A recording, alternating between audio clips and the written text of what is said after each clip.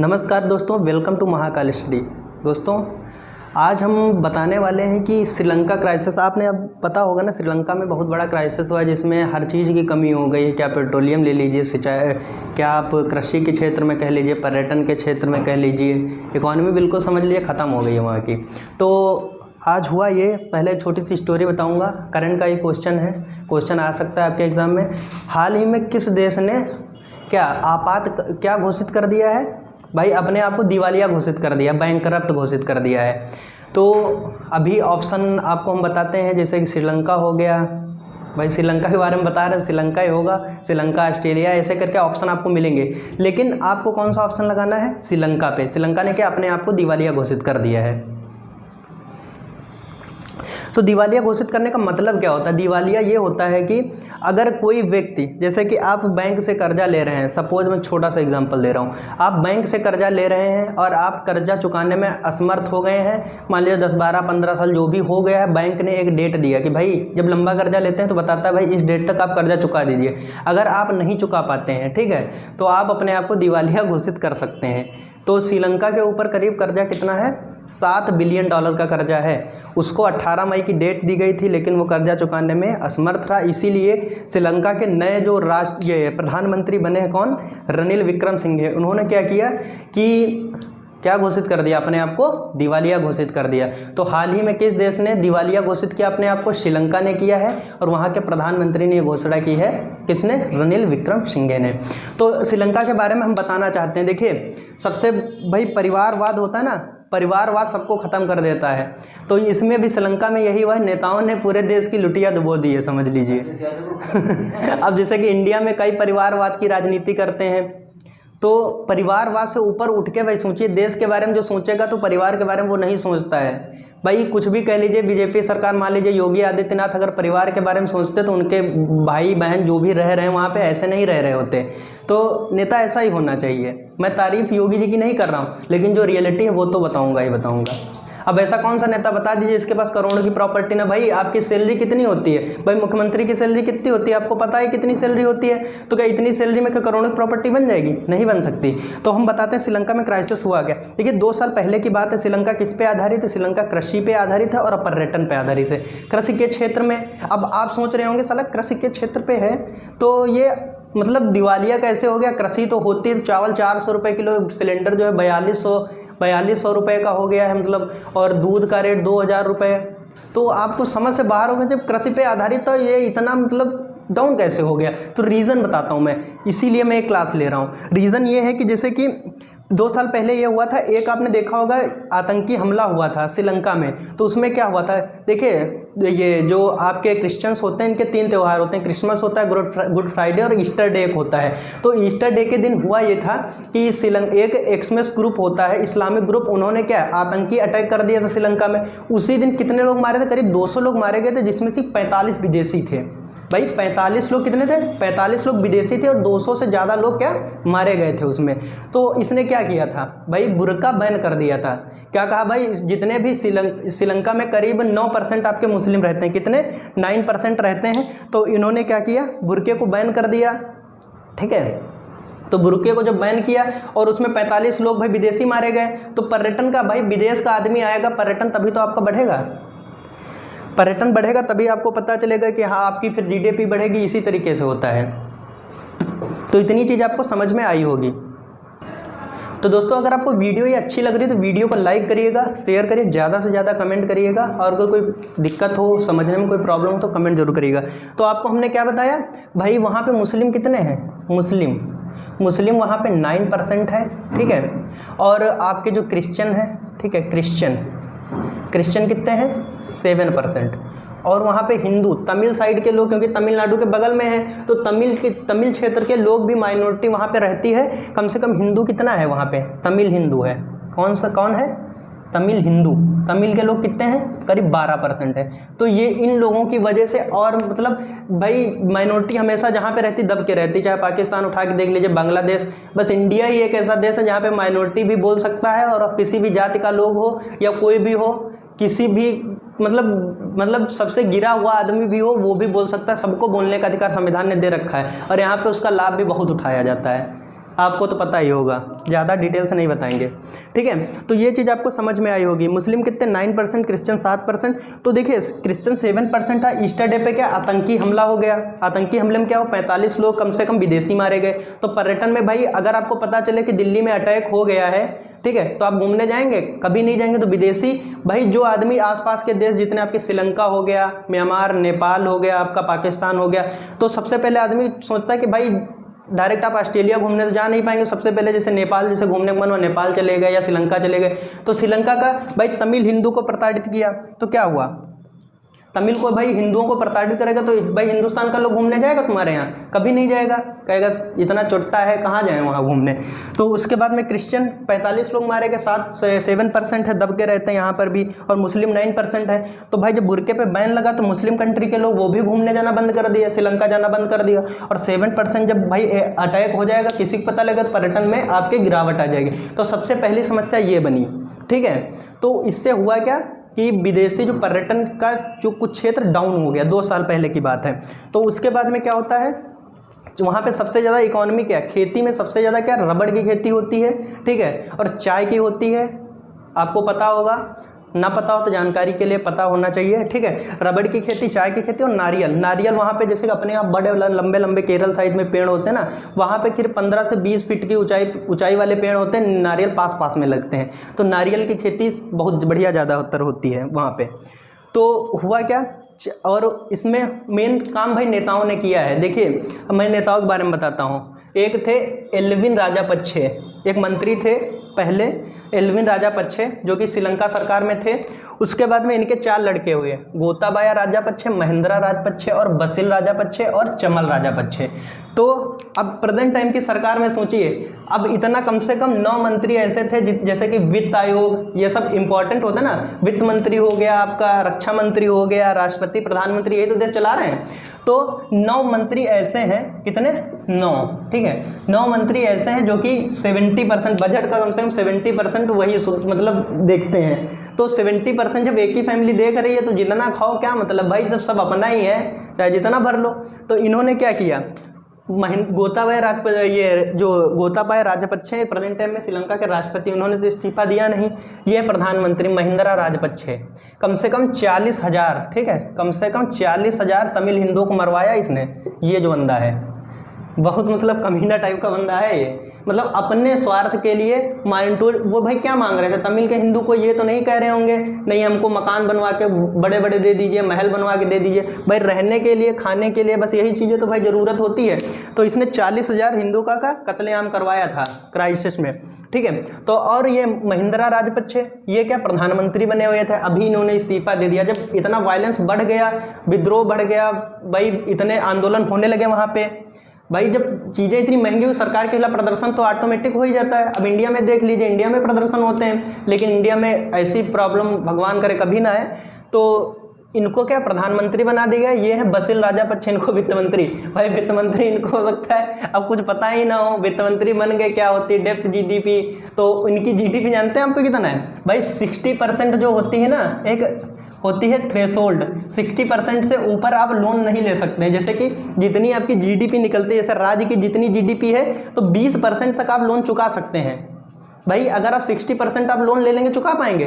भाई आप मान लीजिए 10,000 रुपये पर महीने कमा रहे हैं और आपको जो 6,000 रुपये पर महीने आपको लोन चुकाना पड़ जाए तो 4,000 हम क्या करेंगे? वही प्रॉब्लम श्रीलंका में हुई।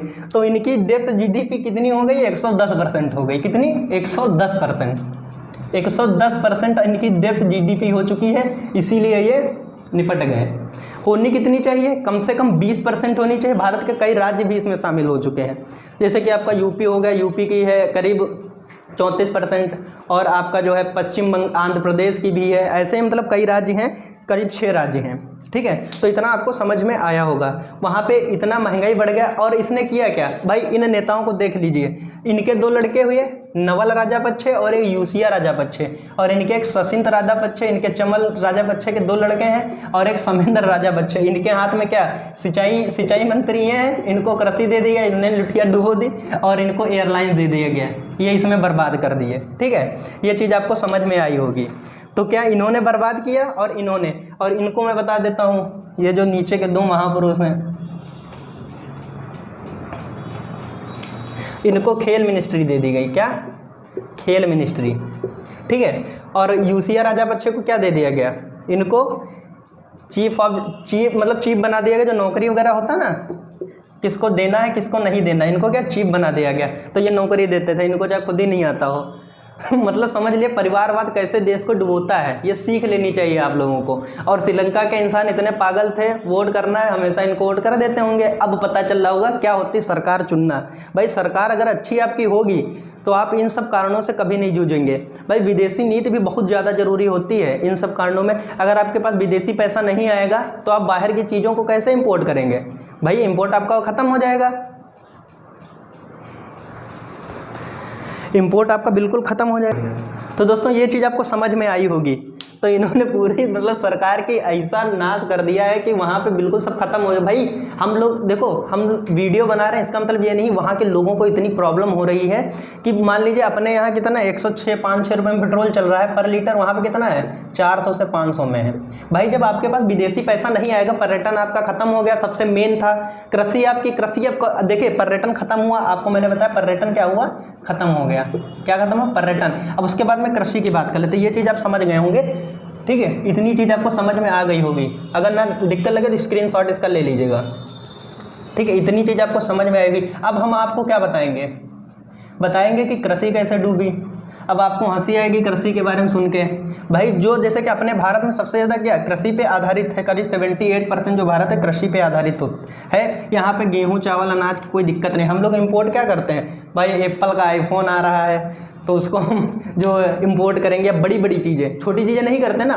बाकी तो हमारे देश में इतना होता है कि हर चीज़ बनती भी है और आपको सस्ते दामों में भी मिलती। देखो वहाँ पे कृषि पे आधारित था। अब देखिए कृषि की बात कर लेते हैं। कहाँ की? कृषि की।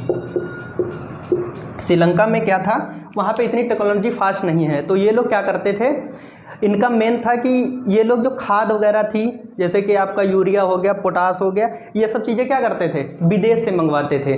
तो इनके नेताओं ने क्या किया कि भाई इतना पैसा खर्च हो रहा है, करीब $400 मिलियन, कितना? $400 मिलियन इतने की खाद आती थी। कितनी? करीब मान लीजिए 3000 करोड़। कितनी? 3000 करोड़ अगर रुपये में कन्वर्ट किया जाए, खाद मंगवाते थे। इन्होंने भाई सोचा कि ये खाद और नुकसान करता है, ऐसा ना किया जाए, जैविक खेती की जाए। तो इन्होंने बहुत बढ़िया प्लान सोचा। प्लान तो अच्छा था, हम लोग भी सपोर्ट करते हैं। देखिए प्लान, लेकिन जैविक खेती का मतलब ये होता है जैसे कि आप गोबर की खाद जैसे होती है, कंपाउंड बनाते हैं, कंपोस्ट खाद वगैरह होती है, तो ये जैसे तुरंत डाला तुरंत आपकी उत्पादन वृद्धि नहीं होती। इस एक लॉन्ग टर्म पीरियड होता है। क्या? लॉन्ग टर्म पीरियड में जैविक खेती जो होती है, जैसे जैविक खेती, कमेंट बॉक्स में बताइए जैविक खेती, जैविक पे आधारित सबसे पहला राज्य कौन सा है अपने भारत में? पहला राज्य सिक्किम, दूसरा है मिजोरम, और अगर पूछा जाए सबसे जो शहर है सबसे ज़्यादा जैविक खेती पे आधारित कौन है? अगरतला। अगरतला आपको पता होगा, ठीक है। तो जैविक खेती का मतलब क्या? लॉन्ग टर्म पीरियड होता है, लॉन्ग टर्म, ठीक है। लॉन्ग टर्म में आपका उत्पादन बढ़ेगा। क्या? लॉन्ग टर्म में आपका उत्पादन बढ़ जाएगा, ओके।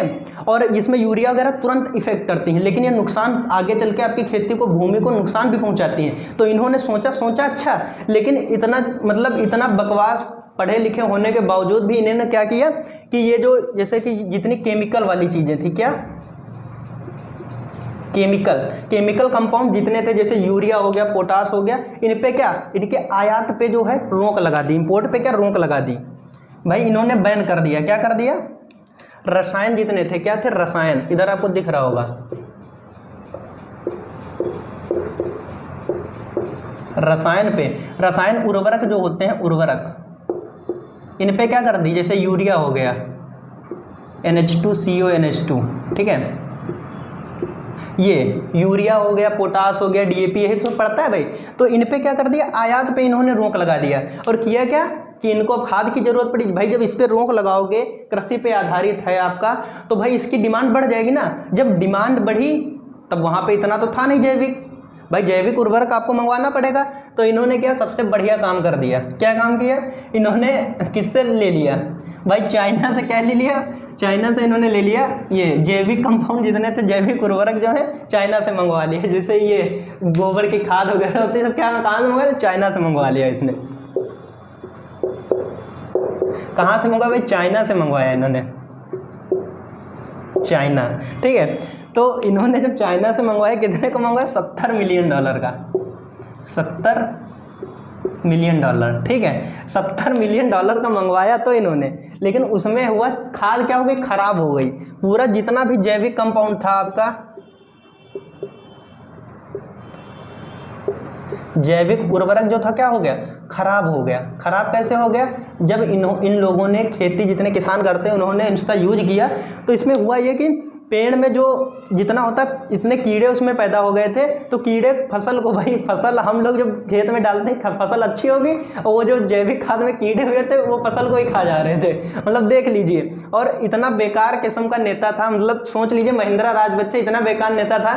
इसको यह पता है जब लॉन्ग टर्म पीरियड में ये वर्क करता है तो उसको पहले नहीं बंद करना चाहिए, आयात आने देते, कम कर देते, लेकिन धीरे धीरे अपना जब जैविक में आ जाते तब इसको बंद करना चाहिए था।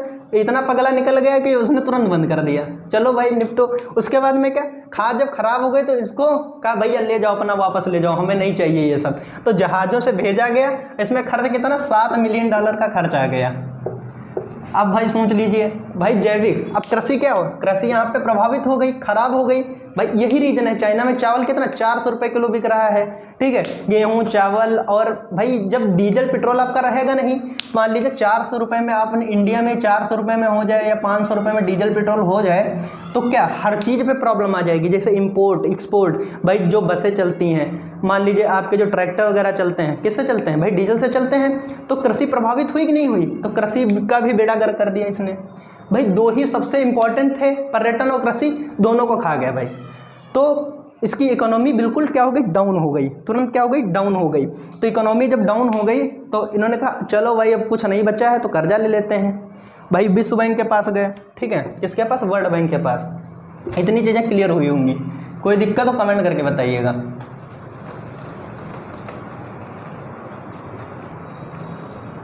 तो इसने 2 साल पहले क्या किया था? टैक्स में जो टैक्स फ्री कर दिया था, लेकिन टैक्स फ्री किया कि जिसने सोचा कि कंपनियां आ जाएंगी, यहाँ पे विकास हो जाएगा, टैक्स फ्री कर देंगे तो बहुत सारी कंपनियां आएंगी, टैक्स फ्री मिलेगा तो खूब व्यवसाय हमारा बढ़ेगा। लेकिन वो भी फेल क्या हो गया? कोरोना चालू हो गया था। कोरोना उसी समय की बात है भाई, क्राइसिस हुआ, उसके बाद में क्राइसिस वहाँ से स्टार्ट हो चुका है। कोशिश की श्रीलंका ने, लेकिन कवर नहीं कर पाए, कोरोना में सब बर्बाद हो गया एक तरफ से। उसके बाद में क्या हुआ? ये विश्व बैंक के पास गए, किसके पास? विश्व बैंक, वर्ल्ड बैंक।